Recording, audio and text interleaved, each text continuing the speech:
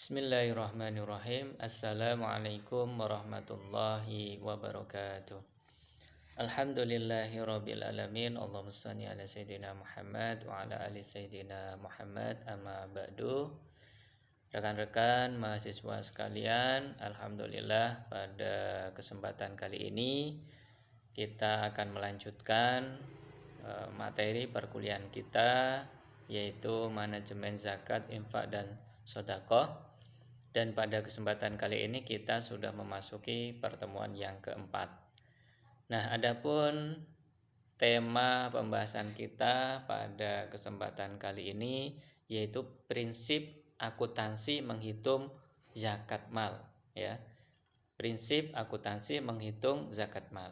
Di dalam materi ini kita akan mempelajari apa saja prinsip-prinsip atau persyaratan-persyaratan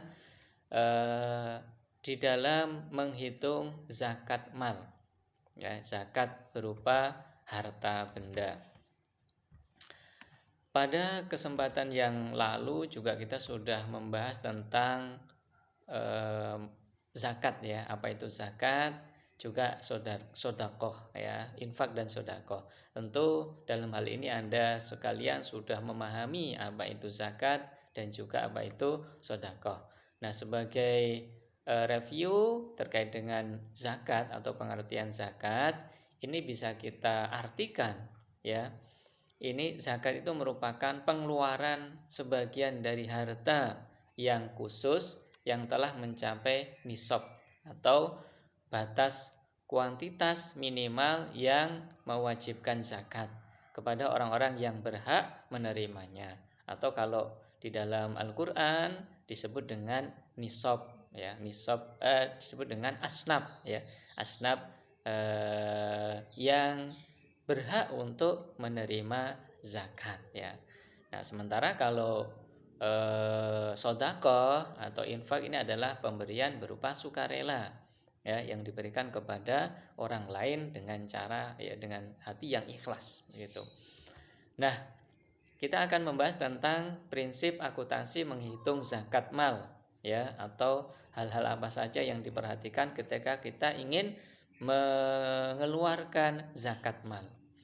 Nah, harta yang diwajibkan untuk dikeluarkan zakatnya ini tentu mempunyai karakteristik, ya, karakteristik aset wajib zakat mal, atau sering juga disebut dengan prinsip akuntansi menghitung zakat, ya, menghitung zakat mal.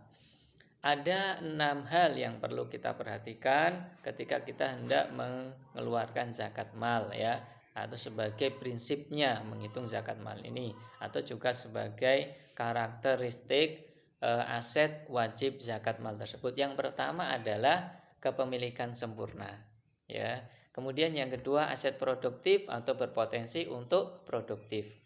Yang ketiga, harus mencapai nisab atau jumlah minimal. Nah, yang keempat, aset surplus non kebutuhan primer. Yang kelima, tidak ada tanggungan hutang. Dan yang keenam adalah harta itu dimiliki 1 tahun penuh atau mencapai haulnya. Nah, ini akan saya jelaskan satu persatu terkait dengan prinsip akuntansi menghitung zakat mal atau karakteristiknya, ya, karakteristik harta aset wajib zakat mal tersebut. Yang pertama, kepemilikan sempurna, ya. Kepemilikan sempurna ini artinya zakat harta tersebut ini adalah dimiliki secara sempurna oleh seseorang, ya. Ya, semuanya saya mempunyai harta berupa kambing, ya, berupa kambing. Nah, itu kambing itu harus saya miliki secara sempurna, ya, atau secara penuh oleh saya sendiri. Nah, ketika nanti mencapai nisab, maka karena itu milik saya sempurna, ya, saya wajib untuk mengeluarkan zakat, ya. Ya, yaitu apa? Nisabnya berarti 40 kambing. Sudah mencapai 40 kambing dan sudah mencapai kepemilikannya sudah 1 tahun, ya. Itu yang pertama, ya. Jadi prinsipnya harta tersebut adalah dimiliki secara sempurna. Kemudian yang kedua, harta yang kita miliki itu adalah aset produktif atau berpotensi untuk produktif, ya. Artinya bahwa harta tersebut ketika kita miliki ini bisa berkembang, ya. Nilainya bisa berkembang, ya, bertambah, ya. Nah, seperti apa kambing tadi, ya. Kambing tadi kan ketika saya miliki, ya, lambat laun akan bertambah kan, akan nilainya akan terus berkembang sehingga harta tersebut jumlahnya akan bertambah. Nah, sehingga ketika kita mengeluarkan pun itu sebenarnya bukan dari yang pokok tetapi hasil berkembangnya tersebut. Nah, itu yang kedua, ya. Jadi prinsip akuntansi menghitung zakat itu hartanya itu harus aset produktif atau berpotensi untuk produktif. Seperti juga emas. Emas ini kan harganya itu kan juga berkembang. Harta perdagangan, ya, harta kita dagangan ini juga berkembang, ya. Kemudian juga ketika pertanian, ya, pertanian juga bisa berkembang kan, karena ketika kita pelihara, kita rawat, ya, nanti juga akan berkembang, akan menghasilkan yang lebih banyak. Itu yang kedua. Kemudian yang ketiga, bahwa prinsip yang harus kita perhatikan ketika kita hendak menghitung zakat, itu harta yang harus dizakat itu harus mencapai nisab jumlah minimalnya, ya. Jadi yang ketiga adalah hartanya harus mencapai nisab jumlah minimal, ya.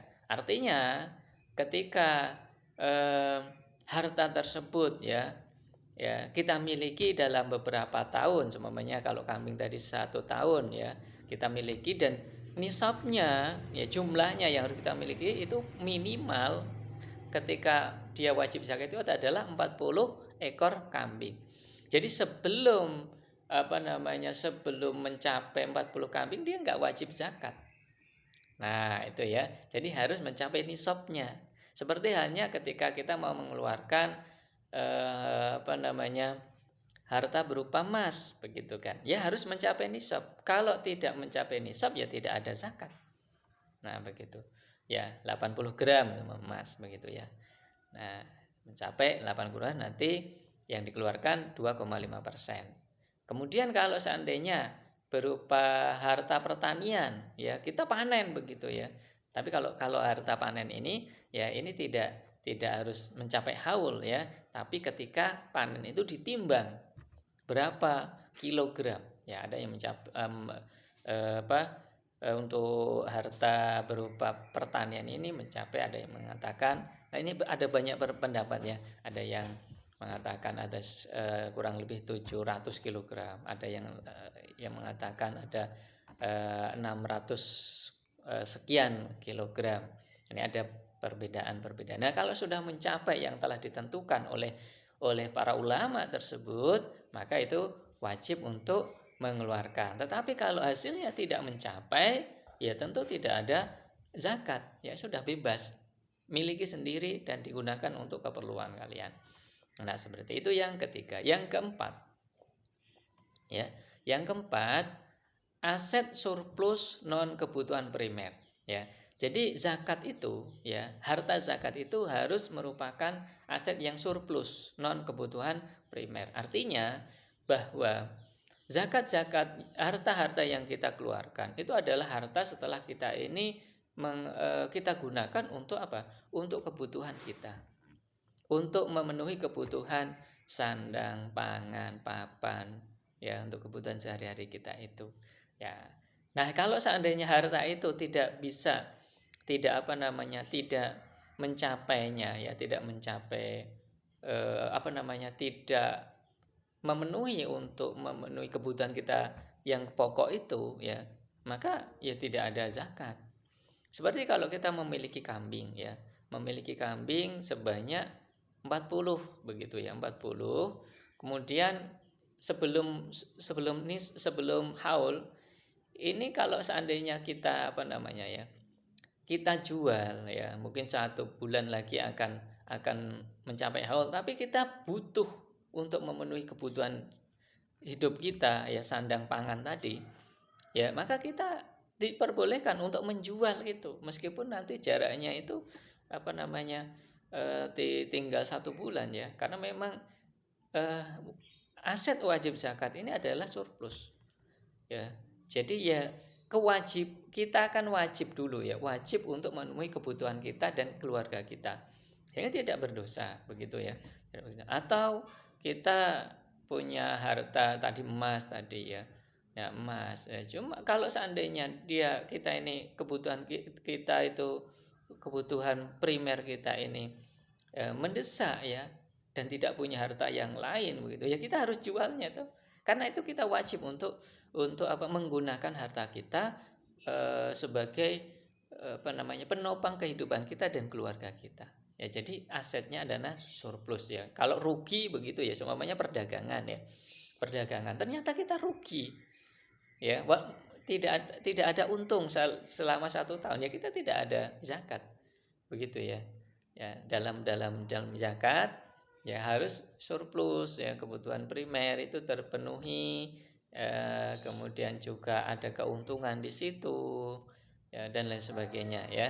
Jadi aset surplus non kebutuhan primer. Yang kelima, prinsip dalam menghitung zakat mal yang harus kita perhatikan adalah tidak ada tanggungan utang. Nah ini ya, tidak ada tanggungan utang, sehingga kalau kita ini mempunyai utang ya, dalam kita mempunyai utang, maka harta yang kita miliki itu ya, yang kita miliki ya, kita gunakan untuk membayar utang dulu ya, membayar utang dulu.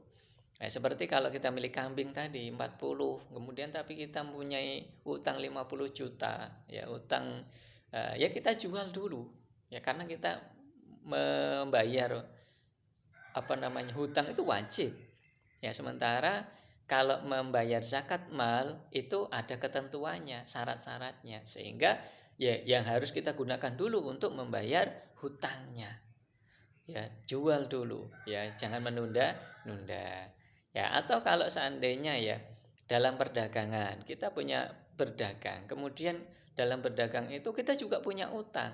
Nah, sementara keuntungan kita itu ketika kita membayar, untuk kita gunakan untuk bayar hutang habis ya, maka gunakan untuk membayar hutang dan ya tidak ada zakat karena tidak ada keuntungan, profitnya tidak ada ya,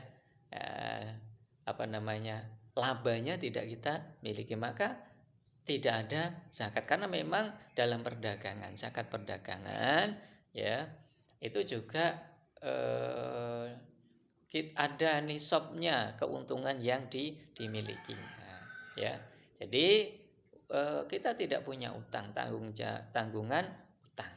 Yang keenam ya, prinsip dalam menghitung zakat mal ya, akuntansi, ketika menggunakan akuntansi menghitung zakat mal ini, maka harta itu kita miliki 1 tahun penuh atau haul ya. Seperti tadi kita memiliki harta berupa ternak kambing ya, maka harta kambing itu ya sudah kita miliki 1 tahun penuh haul ya, dan jumlahnya 40. Nah, maka sudah ada kewajiban untuk membayar zakat. Juga memiliki emas, umpamanya emas 80 gram itu kita dimiliki 1 tahun, ada zakatnya. Perdagangan ya, kita melakukan perdagangan ya, tijarah. Nah, ketika sudah berdagang 1 tahun, kita hitung labanya berapa, apakah mencapai nisab atau tidak. Kalau ada, berarti kita wajib zakat.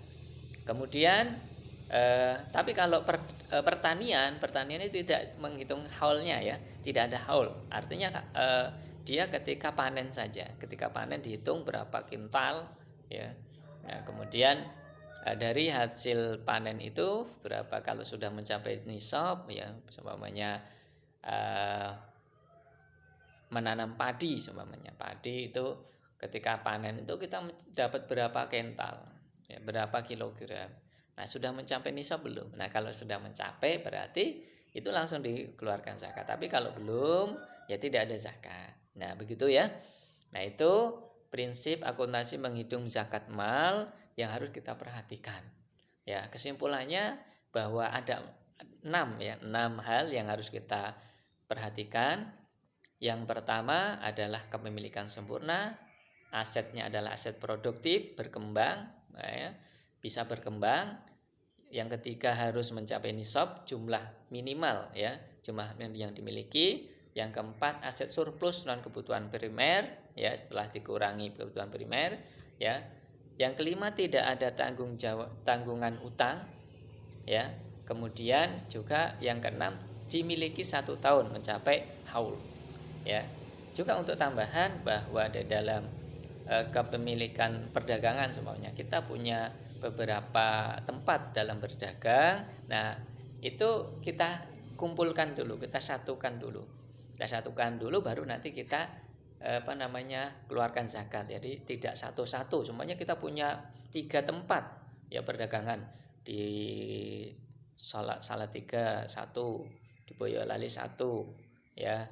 Nah, kemudian di beberapa tempat begitu, ya, kita hitung semuanya dulu.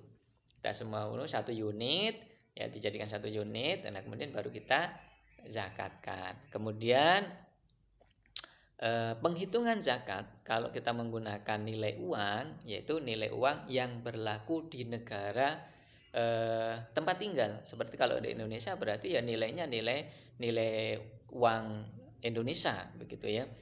Berapa kursnya begitu, ya. Nah, itu yang dapat saya sampaikan dalam materi kali ini. Mudah-mudahan ini bermanfaat bagi kita semua.